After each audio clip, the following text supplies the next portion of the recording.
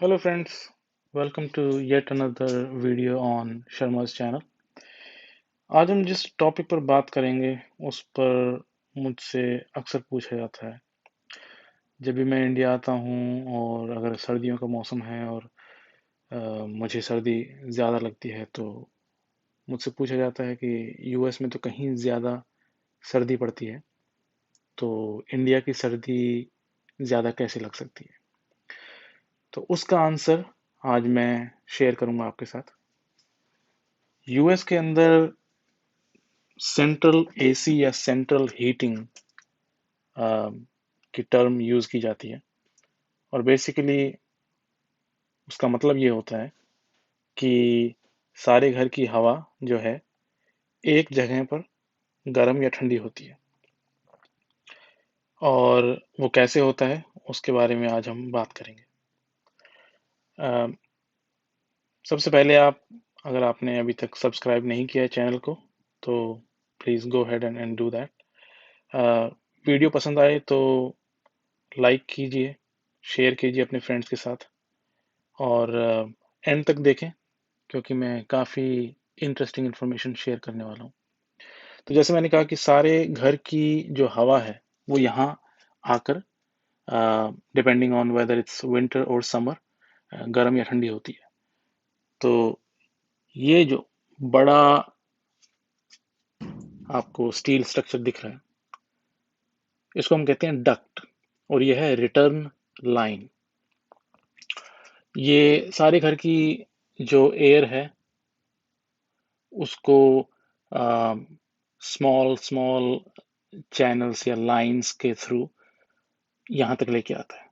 और जैसे आप एक पेड़ में ब्रांचेस और स्टेम होती हैं वैसे ही इसको आप स्टेम समझें और इसकी जो ब्रांचेस हैं वो पूरे घर में से हवा को लेकर आ रही हैं। और ये जो हवा है अब इसको हमें मान लीजिए सर्दी है तो हमें गर्म करना है, तो ये हवा आती है और जैसे मैंने कहा कि ये रिटर्न लाइन बोलते हैं इसको। और ये यहाँ से ये जो एक छोटा सा सेक्शन है उसमें एक फिल्टर लगाया जाता है। मैं इसे एक्चुअली सबसे पहले तो मैं जो इमरजेंसी है इसे मैं ऑफ कर दूं क्योंकि इसी से इलेक्ट्रिसिटी जा रही है इस इक्विपमेंट को। तो क्या होता है कि यहाँ पर ये फिल्टर लगता है and as you can see it needs a replacement.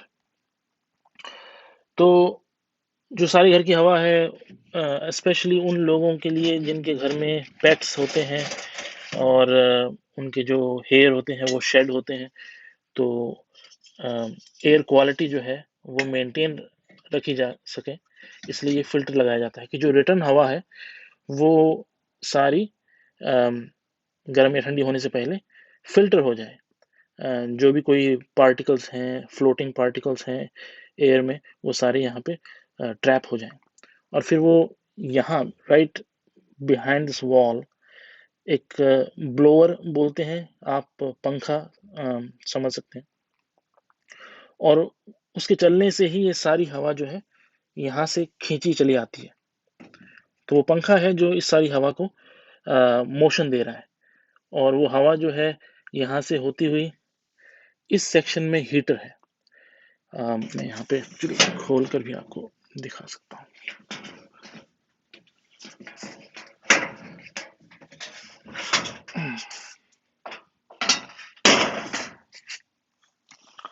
तो ये जो है सेक्शन यहाँ पे बर्नर लगे हुए हैं और बर्नर जो है उसका फ्यूल है वो है नेचुरल गैस जो इस लाइन के थ्रू आ रहा है।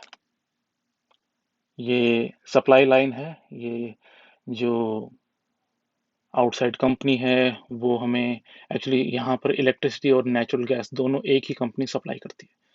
और जैसे ये देख सकते हैं ये वाल्व है यहाँ पे, तो अभी ये ऑन है और ये लाइन आकर यहाँ पे बर्नर्स जो हैं उस फ्यूल को यूज़ करते हैं और हीट प्रोड्यूस करते हैं। और हम जैसे हम जानते हैं कि फ्यूल के लिए हवा की भी ज़रूरत है, तो एक ये लाइन और एक ये लाइन, ये 2 लाइनें हैं, एक हवा ले जाने के लिए ताकि कंबशन हो सके, और कंबशन होने के बाद में जो गर्म हवाएं हैं, बेसिकली जैसे हमारी कार में एग्जॉस्ट होता है, उसी तरीके से ये जो एग्जॉस्ट लाइन है, ये भी यहाँ से निकलती हुई घर के बाहर कंबशन गैसेस को छोड़ देती है।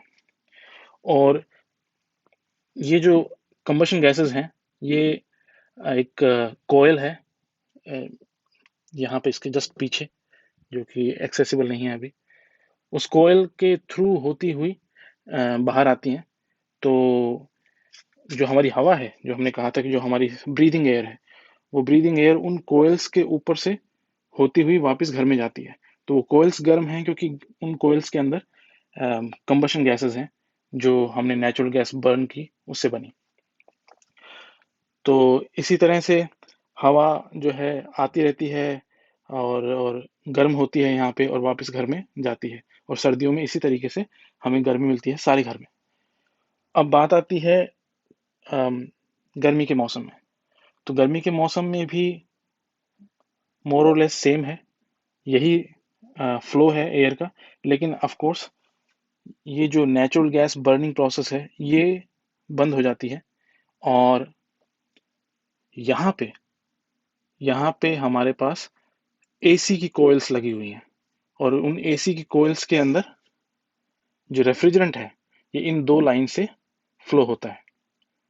और ये जो लाइन है, ये लाइन घर के बाहर कंडेंसर यूनिट है। हमारे इंडिया में अक्सर हम देखते हैं बाहर एक यूनिट लग जाती है, एक पंखा होता है उसमें, बिल्कुल वो ही है।